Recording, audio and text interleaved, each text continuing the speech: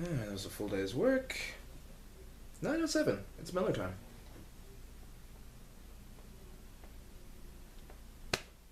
Okay, I'll finish the review.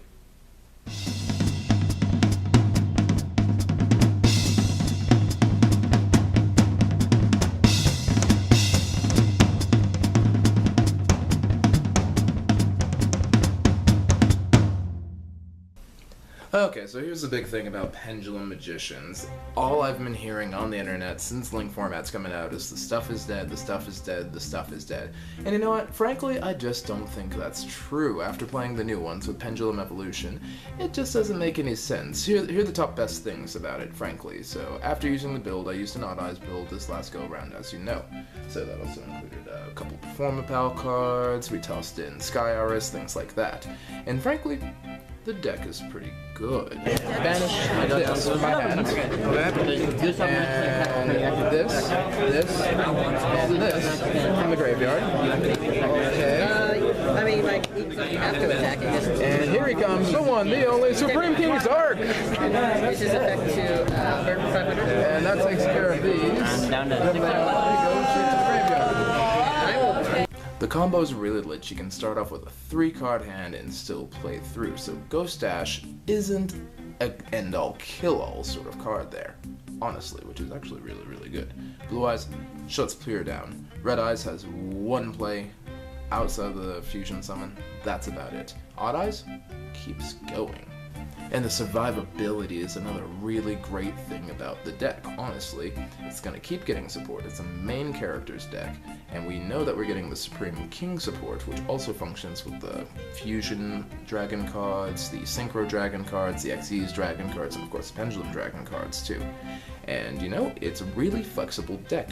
It hits hard, and it battles. It can control the board, Star Pendulum Graphs to reload, Time Pendulum Graphs to pop, Dragon Pits to pop, and you know what? Frankly, you always have ammunition, you always have back row controlled, so it lets you fight, is the nice part about it. That's one thing I missed about Yu-Gi-Oh! Is you can't fight a straight fight anymore. And Odd Eyes, Magicians, and Performapals, all together at once in the Zark deck lets you do it. Another great thing about it is just the level of consistency.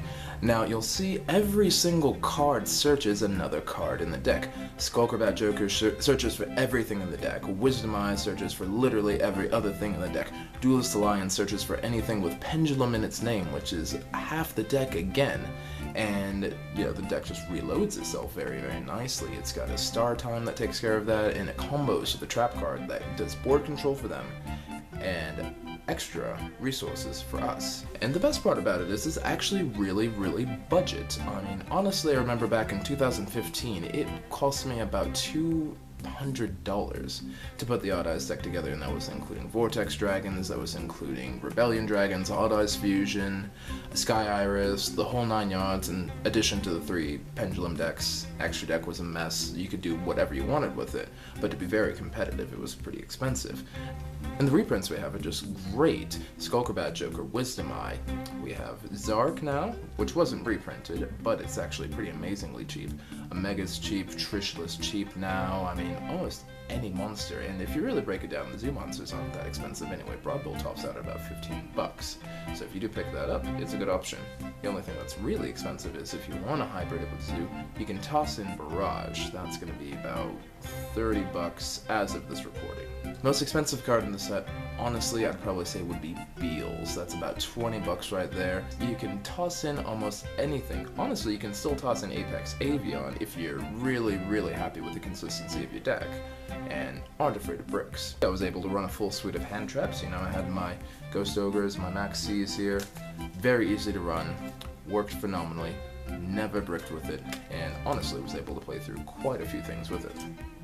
And now for the bad news. You hit 40 cards very quickly. It's a tight deck, with the skeleton being around 32 cards. Now you can run over 40 cards. Personally, I was running about 44, 45, and it worked just fine. Alternately, 42 seems to be very, very comfortable. 40 is just fine. It's just a question of what spicy little text do you want in there. The extra deck gets a little tight depending on what you're trying to do, but you know, it can work with so many different things, especially in engine. Another real glaring weakness that I found in the deck is just the back row is a horrible thing to deal with. Whether it's anti-summon or back row removal, Solemn Strike still wrecks the Pendulum Summon. Do you need the Pendulum Summon? No, not necessarily. You can go off with a Rescue Rabbit, you can go off with, actually, Astrograph will let you go off, Chronograph will let you go off, and that'll bring out a Harmonizing, and that'll let you go off even further for an instant XYZ play. But it just makes it so much easier when you have a Pendulum Summon that's still the main part of the deck. Another thing that really kind of wrecks it is the fact that, hey, you know, Unending Nightmare is an actual nightmare. It goes off once per chain, which blew my mind. I initially thought, once per turn, that's reasonable, 1,000 life points was it? No, once per chain. Anytime you activate anything, it can blow something up. And you figure for 6,000 life points, it's not such a bad thing to stop a Pendulum Summon and leave just one Joker on the board. You can usually handle that, especially in a deck like Zoo, for example. Speaking of Zoo, that's another real big problem with the deck. It has so much control.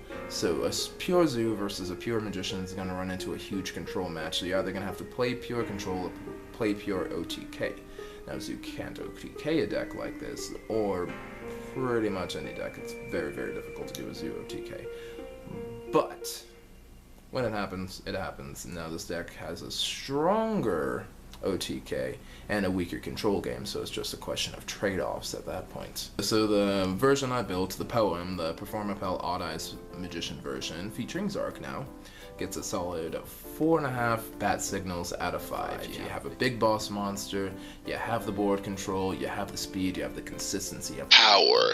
It's fun to play, it's pretty affordable, and you know, it's still going to be pretty relevant when Link format comes up and everyone's saying, yeah, Pendulum Summons are going to be dead, you can only do one at a time out of the extra deck unless you make something.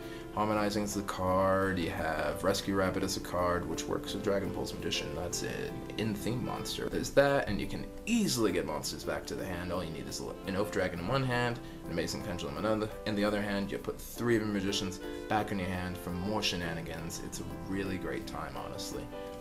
But anyway, guys, that's all the time we have.